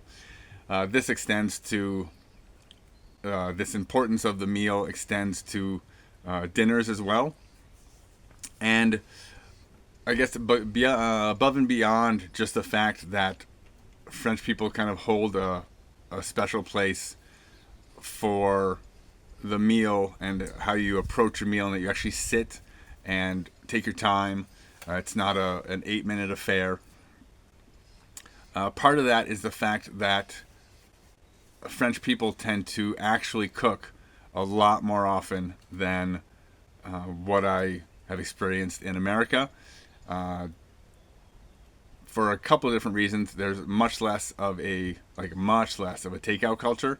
There are very few restaurants that even offer takeout, and it's not like a weekly occurrence or a weekly mindset for people to just get takeout, regularly. And the other part of that is we don't have a lot of those low-end restaurants that they kind of get it in your head it's going to be kind of cheap, like a Chili's or a Boston Garden or whatever that Italian one is, where you go in the dinner, they say it's $12, and so you're oh, this is going to be relatively cheap, but then you add drinks and a dessert, and of course they haven't included tax or tip yet, and so it ends up actually being relatively expensive. The quality is not that great, those restaurants, and I think those are more of the kind of the go-to when you're just like, I just want to go out and grab something. Um, that's more the go-to in America. Those don't really exist over here almost at all. There is always like one thing. It's funny in France. There's always going to be like one thing that fills that need. Um, like there is McDonald's exists in France, so for fast food, and that is pretty much it. KFC has tried to come over here, but they're not around. The only thing that you see reliably are McDonald's, and the French have embraced them for the moments when they want fast food. And but that's it. There's not 15 different kinds of fast food burger joints. There's not that casual fast or whatever all that stuff is. There's just McDonald's, and so that fills that need. For takeout, if you're just like, oh, I just want to grab something, bring it home and eat it, there's pizza. And any little town's gonna have a pizza shop. We've got a really good one in town. We live right next to Italy, so there's pretty good influence on that end. We don't have a lot of terrible pizza over here. You definitely don't have Little Caesars or Domino's or like all of that like fairly terrible pizza. It's all like traditional Italian pizza, done usually in like a wood burning oven, and that is your option for takeout. So because we don't rely on all those options, they don't exist so much. People tend to just actually cook meals a lot more often, and that is the big difference between the food culture, I think, between America and France. I can't speak so much for England or Australia or Canada, although I think they tend to be a little more, they kind of skew a little more Anglo-Saxon. Maybe not so much into the, what do you call it, the just the ease of, making it super, super easy to go buy your food pre-made, even if it's kind of not a great quality, instead of cooking. So French people do cook a lot more often. You put those two things together, and I've mentioned this before, that when I came over, even in my early 20s, and I had a group of friends in university, it wasn't all like keg parties. Like a lot of the parties that we did were dinner parties, and we would go to someone's, like there were three people were sharing an apartment, and they would roast a leg of lamb, or they would do like some big meal that they could do for everybody, and we would all cook together, we would eat together, and then everybody would just activate and clean up. And I remember in the beginning I was not used to this, so I didn't really know what I was supposed to do, and so I would just find something, like anything that I could do, just grab stuff off the table and bring it, or just set up in the sink and just start washing stuff. And I remember there was one other guy, I wouldn't say other guy, there was one other guy who didn't know what to do, but he did nothing. And he would just sit at the table, and everybody would activate around him. And we would all just go from preparing the meal together, and I'd always cooked, so I could definitely help with that, to cleaning it up. And that's another, I think, really big difference with food culture, is it really just is just a normal part of life, even as young people. And that was something that hit me, that didn't surprise me as much, or wasn't as shocking to me, because for some unknown reason I was always the guy that cooked in America.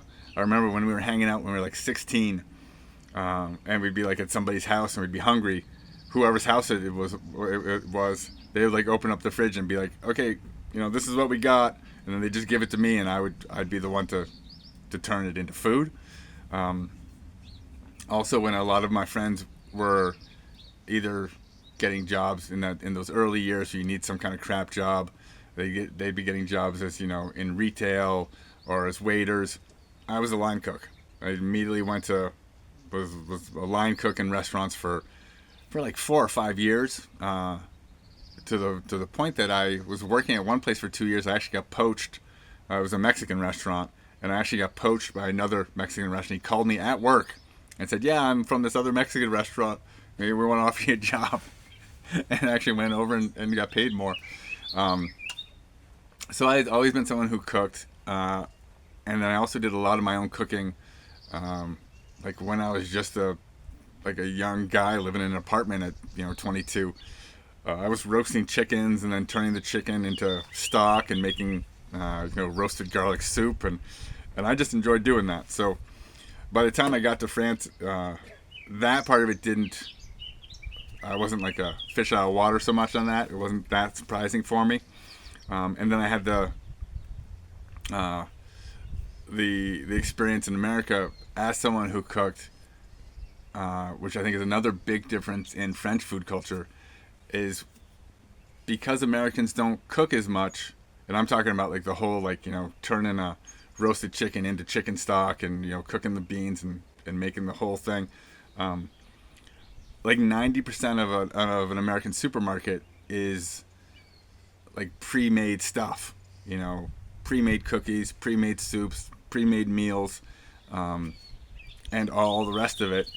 Where if you actually want to cook and you get your veggies, and then you have to do like 4 aisles just to find like where's the flour, not the cookies or the cakes or whatever, but I need flour and sugar and baking powder, and just the endless hunt for this stuff that I had going through the supermarkets.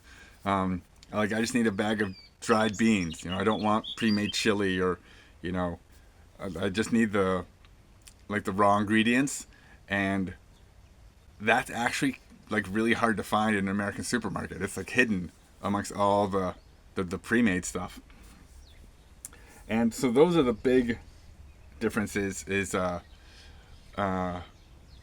the culture of how we approach food and meals and cooking. So it's not so much on the high end of the super fancy restaurants.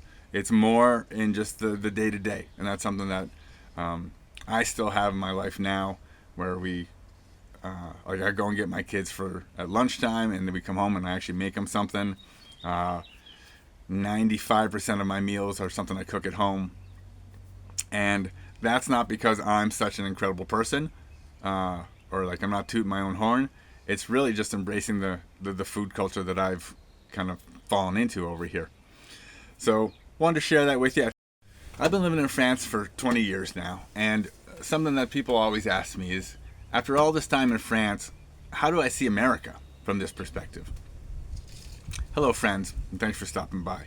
If you're new here, please consider subscribing to the channel so you get all my videos as soon as they come out. So obviously, if I've been in France for 20 years, a lot of how I see America is based on just what I remember from 20 years ago. And then some of the kind of shocking stuff that I would hit me when I go back to visit. Like where the place that I grew up used to be kind of like the swanky suburb, and it's just kind of aged and turned into just like kind of grumpy strip malls.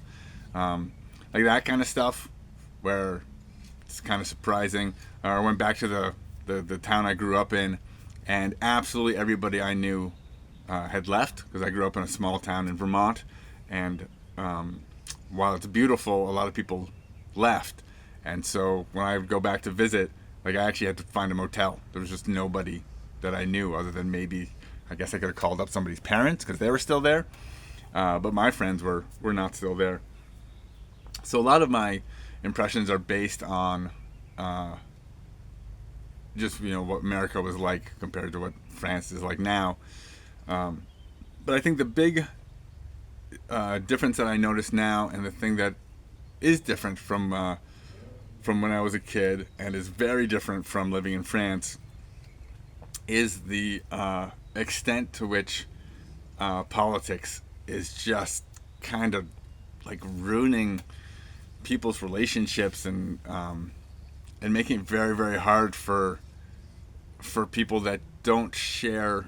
I was going to say not like-minded people, but I think most people are like-minded, but people that don't share the same political affiliation to kind of get along. And for a reason that's kind of nefarious is that politics has moved into everything else, where like I remember when I lived in America, if you like, talking about politics was talking about politics. It was talking about um, elected officials that had one vision or another for the country, and it was not nearly as heated because it didn't feel like political identity was my identity. Like I was a person, and like maybe I voted for this person, then maybe I voted for that person, based on some specific thing or something that they had said, or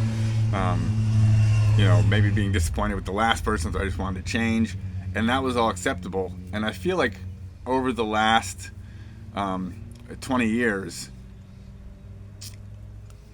political identity, because the politicians basically started leveraging social issues and kind of pushed the culture this way, that political identity became really, really entrenched with people's personal identity. And so if someone is like on the other team, it feels not as an affront to your political ideas, but like almost as an affront to who you are. And maybe I'm wrong about this, but this is just something I kind of gotten a sense of, like when last time I was there. Well, for a couple of times, the last couple of times I was there, if I was trying to have conversations with people that had a very staunch political view, I could really feel the tension of not being able to enter into a discussion. It was either let them tell me about what they think, and either agree or don't say anything, but definitely not raise counterpoints, or that just doesn't go well. And I always thought it was so odd that people would let this have such a huge effect on their personal relationships. I always felt that like politics is this other thing that really doesn't affect us that as much as we think it does. We get to vote every once in a while, and then that's about the extent of it. And I guess it's just the fact that I never really took political identity as my own identity. I would just look at whoever was running and be like, yeah, they're fine. I mean, they're a politician and they're slimy and they've done this or that, the other thing. But we got to pick one of them, so they're fine. I almost don't care. And it's not to say that who you vote for has no consequences for what the country's going to be like or what your life's going to be like. It's just that really the only say that we have is our vote, and fighting with our neighbors for the most part isn't going to change things. So I always felt like I get my vote, I'll cast that however I want to. You do what you want to do. Let the chips fall where they may, and then the politicians are just going to do their own thing anyway. So at that point, I think we can stop fighting about it. So that's the big vision I have of America from living over in France. And I think something that I was going to say extenuates, but that's not it. That adds to that in a big way is that is so not the case in France. We've got this wonderful thing in France where instead of picking a team and locking in, people switch a lot more often, and regardless of that, whoever gets elected, especially like president, in a very short period of time when they have not drastically benefited our lives, almost the whole country turns against them. I mean, I think the president of France right now probably has something like a 15% approval rating. Like, French people are not gonna, approve of a president just because they're from the same team. If they're not getting it done, then I don't like this guy. And maybe that means that I just want to vote for somebody else from my team, from the same team next time. But I think that shared disapproval and grumpiness of the French electorate is actually what kind of unites French people. And then also the fact that since we're all just like, they're useless and whatever they're doing is not changing my life, kind of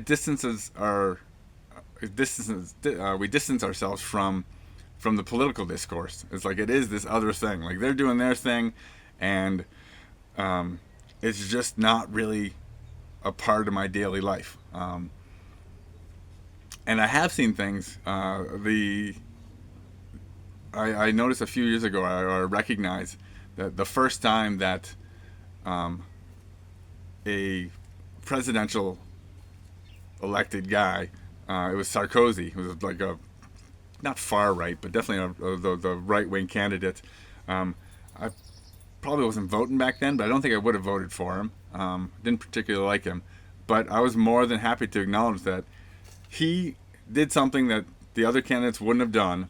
That actually changed my life, and that was that he created the statute. It's very hard to start a company in France, and he created the statute of the like the entrepreneur statute administratively, which made it very, very easy all of a sudden to say I'm a business. I can take in money from other businesses, pay taxes on it, and all of that was made much simpler because before it was only built for like actual big businesses, so it was very complicated administratively.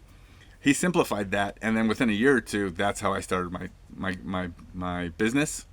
In fact, a couple of years before that, I had a business under the old form, which was very constraining or like difficult to deal with. And so that right wing president actually did something because he wanted, he was the pro business president.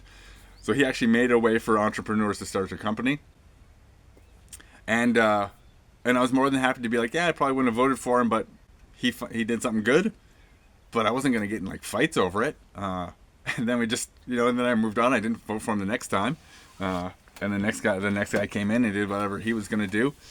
So I think the way I see America as a French guy, as someone who's lived in France for 20 years, is really through this prism of the politics of it. And I think that's what often kind of makes it to the other side of the world, is we see the politicians and what they're doing, and that's the view that we have of America. I'm very aware that if I lived in, Burlington, Vermont, most people have the same political affiliation as, if I lived in, some other place. That for the most part, people do kind of group together. So it's not all like constant fighting and stress. But there is a lot of people kind of moving into clans, and maybe that's not the best word. Getting into little groups, let's say, and so I mean, yeah, you can't avoid, and I think a lot of people do avoid that. So for Americans, I don't think they feel like that it's necessarily that stressful all the time, because the people around them tend to be kind of like-minded, and so you don't get into the same fights all the time. But that's the view that I've got from over here. I've been living in France for more than 20 years, and been doing this whole series on what it's like living in France. And what a lot of people don't tell you about moving to another country is it can be very isolating. Not necessarily lonely, but hard to really integrate into the society and the people around you. Hello friends, thanks for stopping by. If you're new here, please do consider subscribing to the channel. You'll get all my new videos as soon as they come out. So, being an expat in a foreign country, I think for anyone can be isolating, and that's certainly been my experience living in France for a couple of reasons. The biggest one, obviously, well, I guess actually even before the biggest one, we'll get to that in a second, the first one is the language. Now, first you have to, if you don't know it before you get to the place you're going to live, I didn't know France before I moved here. You're immediately kind of, it's hard. I mean, when you can't communicate with people, that's isolating.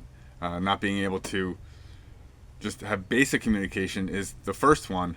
But even after being here for many, many years, not being able to express myself as cleanly as I can in English, to express complicated ideas as well, is definitely isolating on the one hand, and then also kind of changes your public perception. Um, I know that I just do not come off as as well educated or as intelligent as I do in English because of my mastery of the language.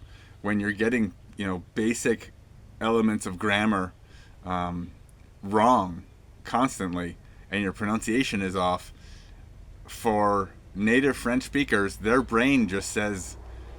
I mean, normally someone who doesn't know grammar is someone who is not very well educated. So that, along with not being able to get the quite as much nuance into your ideas, I think definitely feels isolating in the sense is as you have the impression that people don't really know the real you, or they don't know you as well as you're not coming off as well as you could, or as authentically as you could. So the language is definitely the first thing that can be isolating. And like I said, for me, even after 20 years, I have a very good mastery of French, but it's not complete, and it's not to the level that makes me feel completely integrated linguistically, I guess. But the second thing, which is the biggest part of it, is just culturally, and not sharing the same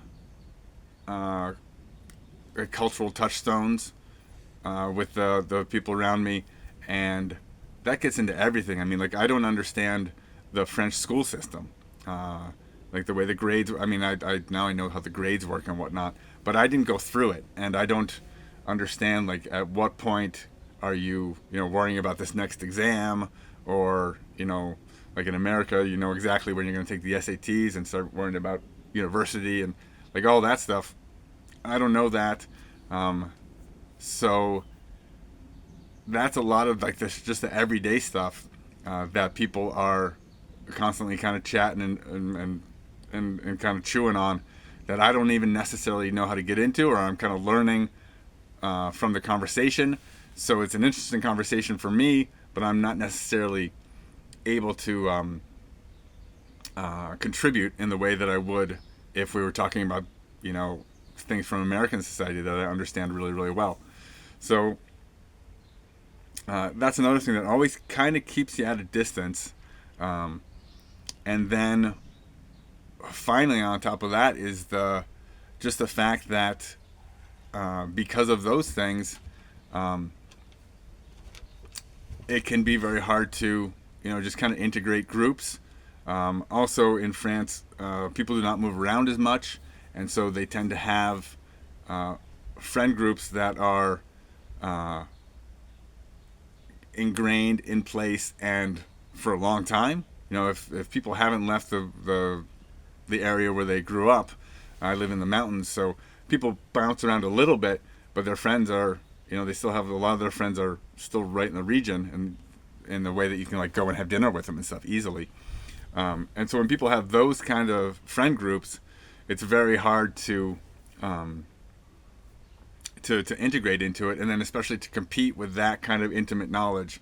If any of the friends that you've had forever, you can just sit down and just start, all your references are just spot on, and then even like shared experiences and all that.